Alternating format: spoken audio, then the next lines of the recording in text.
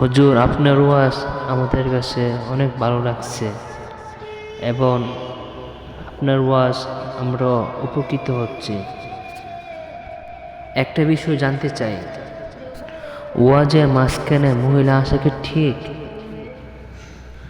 যদি আপনার কাছে এই ওয়াজটি যদি পৌঁছে থাকে তাহলে আপনি এই বিষয়টা একটু ব্যাখ্যা দিতেন, তাহলে আমাদের বুঝতে সুবিধা হতো। আসুন আমরা সবাই ওয়াজটি শুনি। এই ওয়াজটিকে আমরা খারাপ মন্তব্য করব না। যা যা মন্তব্য করবেন ভালো মন্তব্য করবেন।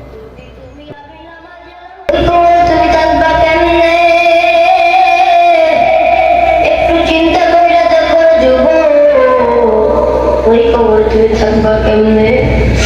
ওই কবরে কোনো সাথী নাই, ওই কবরে কোনো বাতিও নাই। ওই কবরে যেদিন তোমাকে আমাকে শোয়াইয়া দিয়ে আসবে, নবী আমার বলে, যদি তুমি আমি নামাজে হইয়া থাকি, তোমার আমার কবরের ভিতরে দুইটা ফেরেশতাকে পাঠাইয়া দিবে। যাও, আমার বান্দা কবরের ভিতরে আছে, যাও তাকে তিনটা প্রশ্ন করিয়া আসো। দুইটা ফেরেশতাকে পাঠাইয়া দিবে। ওই ফেরেশতা দুইজন আইসা তোমাকে আমাকে উঠাইয়া বলবে, তোমার রবের পরিচয় দাও। ও মা, আজকে একটু চোখটা থেকে পানি ফেলাও। ওই কবরে যে সময় জিজ্ঞাসা করবে তোমার রবের পরিচয় দাও, তখন তুমি আমি কি জবাব দিব? ফেরেশতাদের কাছে যদি তুমি আমি নামাজ পড়িয়া যাই, তুমি আমি জবাব দেব আমার রব আল্লাহ। সকলে বলি আল্লাহ। তখন প্রশ্ন করবে তোমার দ্বীন কি? নামাজেরা বলবে আমার দ্বীন হলো ইসলাম। আবার যখন বলবে তোমার নবী কে? নামাজেরা তখন বলবে আমার নবী হযরত মুহাম্মদ সাল্লাল্লাহু আলাইহি ওয়াসাল্লাম। আল্লাহ বলবে ফেরেশতারা দাঁড়াইয়া রিজক দেন, তাড়াতাড়ি যাও আমার বান্দার কবরখানা জান্নাতের বাগান বানাইয়া দাও। আমার বান্দার যদি কোনো কষ্ট হয়, আমি আল্লাহ সহ্য করে থাকতে পারবো না, তাড়াতাড়ি যাও আমার বান্দার কবরখানা জান্নাতের বাগান বানাইয়া দিয়ে আসো। ফেরেশতারা আল্লাহর কথা মতো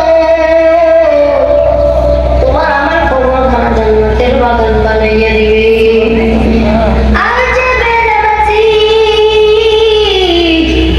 ও মা, এবার তোমার কি কান্না লাগবে?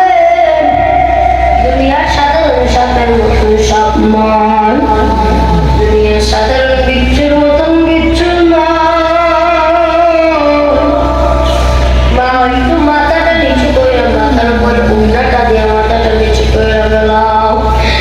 সবাই মাথা নিচু করে আল্লাহর কাছে মনে মনে মুনাজাত করেন, মাওলা কত গুনাহ করছি মাওলা, আমরা তো বুঝতে পারি না। ও মা, একটা কথা শুইনা নাও, যখন তোমার আমার কবরের ভিতরে দুইটা ফেরেশতাকে পাঠাইয়া দিবে, যাও আমার বান্দার থেকে তিনটা প্রশ্নের উত্তর আদায় করে নিয়ে আসো। ও মা, তোমাকে আমাকে প্রশ্ন করবে তোমার রবকে, তুমি আমি বেনামাজিয়া হইয়া থাকলে উত্তর দিব লা আদরি। আবার যখন বলবে তোমার দিন কি, বেনামাজি তখন বলবে লা আদরি। আবার যখন বলবে তোমার নবীকে, বেনামাজি তখন বলবে লা আদরি, লা আদরি, আমি কিছুই জানি না।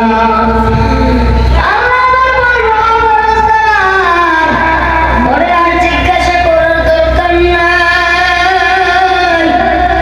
আবার ওই বেঈমান বান্দার কবরখানা জাহান্নামের একটা সুড়ঙ্গ করিয়া দাও। ওই জাহান্নামের তাপ তুমি সহ্য করতে পারবে না। দুনিয়ার সাধারণ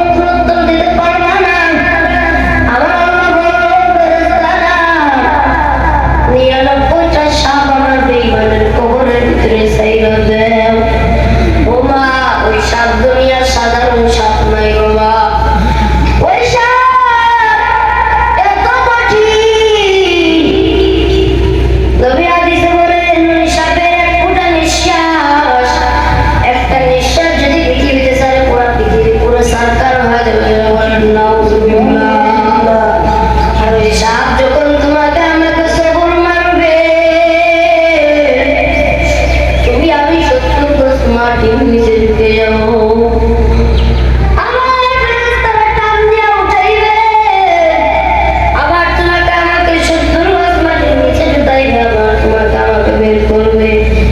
এরকম করতে করতে